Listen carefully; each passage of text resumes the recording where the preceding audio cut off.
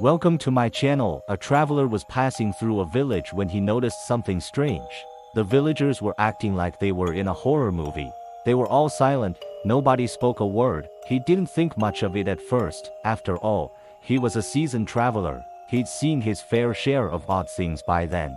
But as the day wore on, he realized there was more to this town than met the eye. As he walked through the town square, he noticed a weathered wooden sign hanging on the side of a building. The sign read, "Silence is golden, speak and you shall be banished." Intrigued, the traveler decided to stick around and see what would happen if someone broke the silence. That night, as the traveler was settling into his room at the local inn, he heard a knock on the door.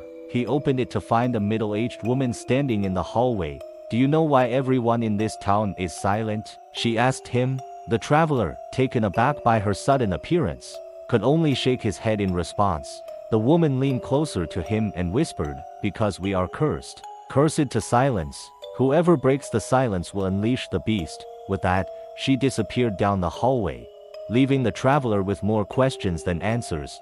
Determined to uncover the truth behind the town's eerie quietness, the traveler ventured out into the forest surrounding the village. As he walked, he noticed strange symbols carved into the trees, almost like markings left by an animal. Suddenly, the trees seemed to close in around him, and he could feel eyes watching him from the shadows. Just when he began to panic, he came across a clearing. In the center stood a massive stone monolith, and on it were carved the same symbols he had seen on the trees.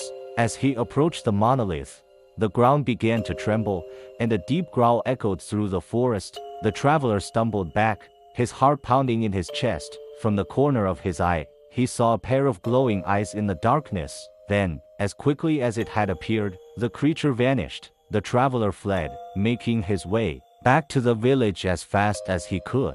When he finally reached the safety of his room, he collapsed on the bed, his body shaking with fear. What he had seen and heard in the forest was unlike anything he had ever experienced before, and the realization that the beast was somehow connected to the town's curse filled him with dread. As the days passed, the traveler became increasingly disturbed by the eerie silence of the town and the menacing presence that seemed to lurk in the shadows.